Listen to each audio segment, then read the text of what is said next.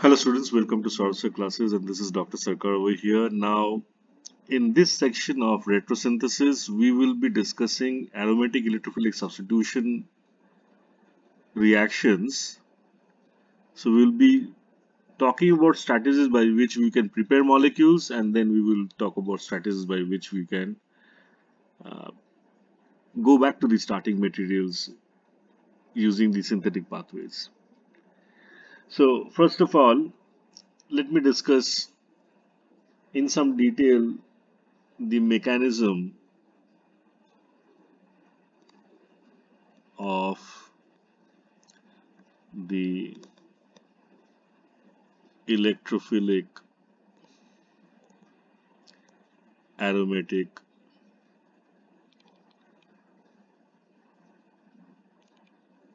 substitution reaction.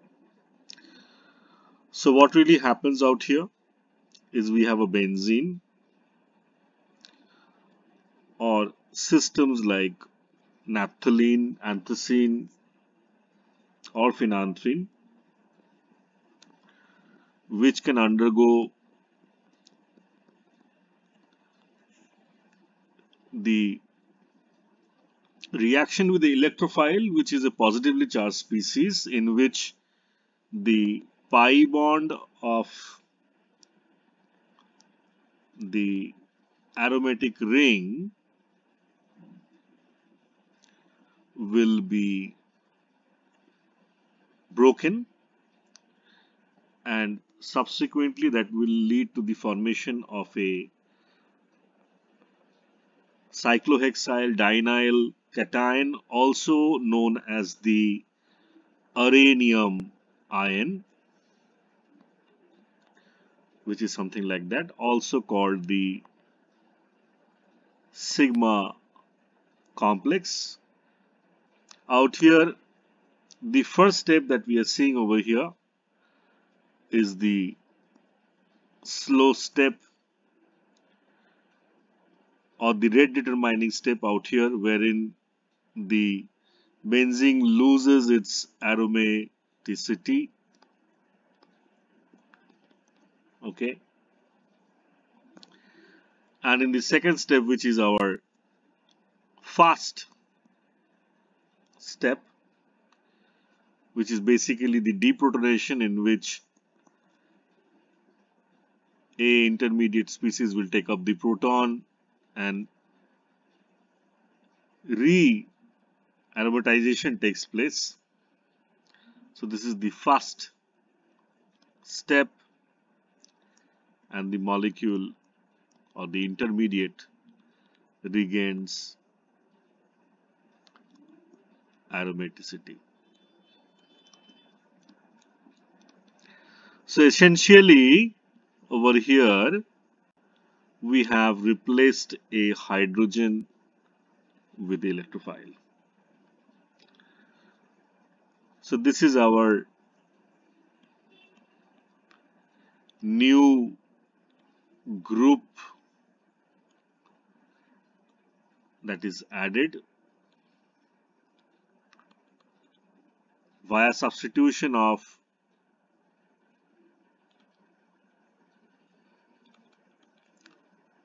the H plus by the electrophile E plus. The uranium ion formed can be thought of to get some stability via delocalization over the rest of the 5 sp2 hybridized carbon in the following manner, as shown using the resonance structures.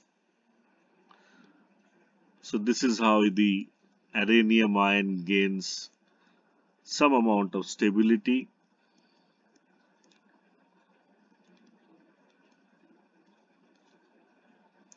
So this can be shown as follows,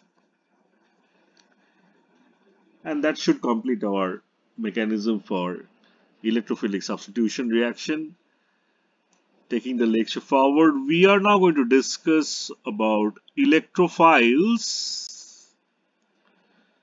for the aromatic electrophilic substitution reaction, in which we will talk about the generation or production of electrophiles for the electrophilic aromatic substitution. So let's use a table in which we have reaction, then we have conditions, following that we have the electrophile represented as E plus, and the mechanistic details to make E plus, that is the first steps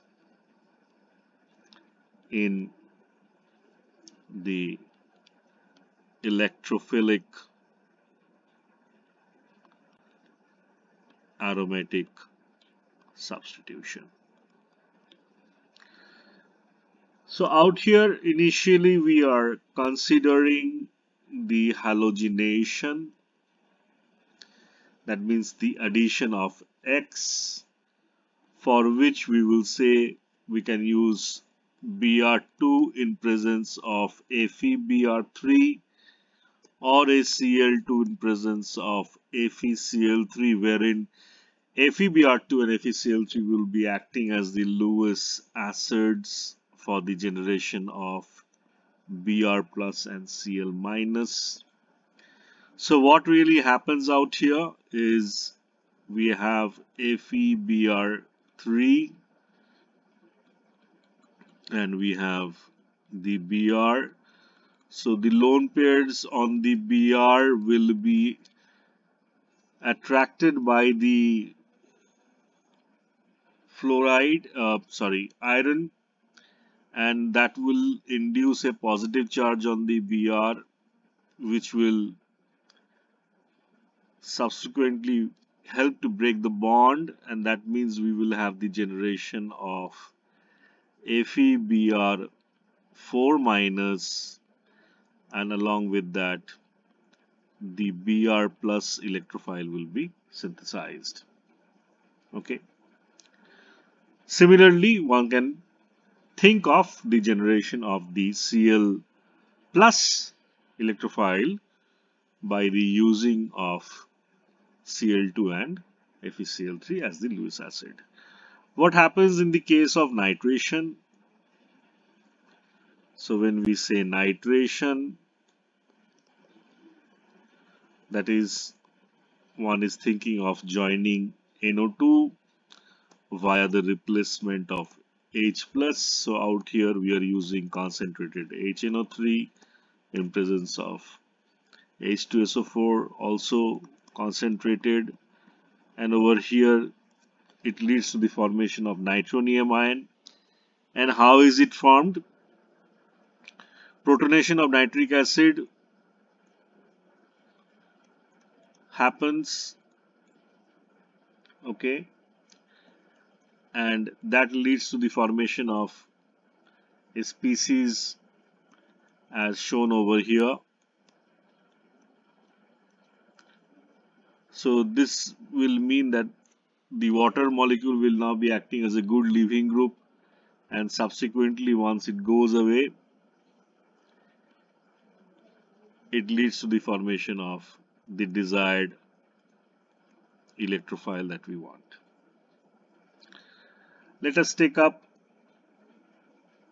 sulfonation, which means joining of SO3H group. So out here basically oleum, which is H2S2O7, is used, And our electrophile over here is obviously sulfur trioxide. Again, out here one can think that one of the hydroxyl groups of the sulfuric acid is getting protonated. Water acts as a good leaving group, and subsequently this will lead to the formation of the desired electrophile, which is this.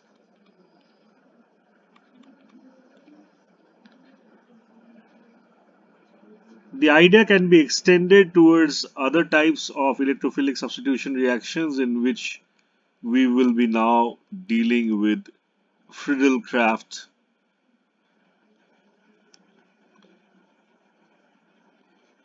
acylation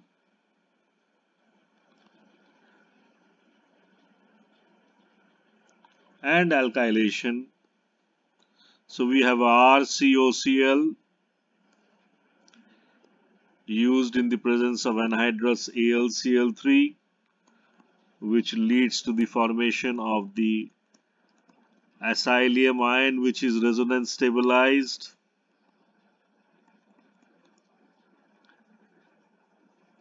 And how is it formed? So for that we will say the chlorine in the acylium ion forms a coordinate bond with the AlCl3,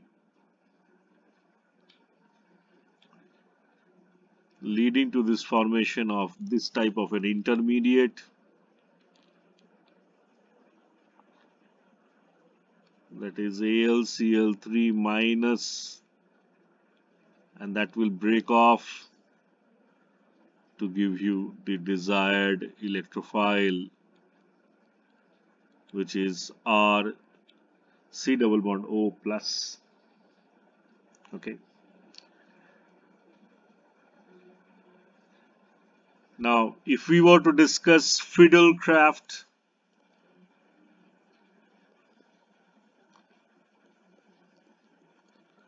alkylation, then obviously the reagent out here is going to be AlCl3 along with RCl, which leads to the formation of the electrophile R plus, where R plus has the ability to rearrange if it is a primary carbocation, but not when it is a tertiary carbocation. So the carbocation rearrangement has to be kept in mind while considering the electrophile out here, which when again in presence of AlCl3 will form a adduct with the AlCl3, that is of this kind. Hence the bond will break, leading to the formation of R plus along with AlCl4 minus. As I have said, the carbocation can undergo some kind of rearrangement. If we were to introduce any formyl group, which we call as formylation,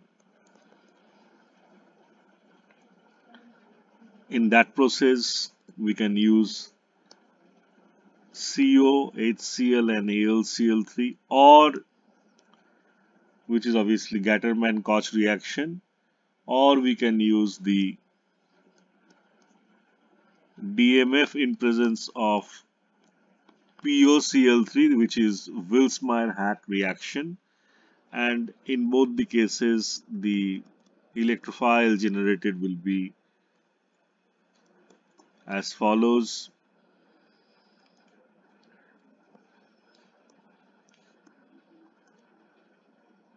So we will be calling the top one as Gattermann-Koch and the lower one as Wilsmeyer-Hack reaction. And this obviously occurs for mostly activated rings, that means benzene rings attached to electron donating groups. In the next part of the lecture, we will be discussing the electrophilic aromatic substitution on substituted benzenes. So keep visiting Sorcerer classes on the next part of this lecture. Thanks for listening. Have a great day.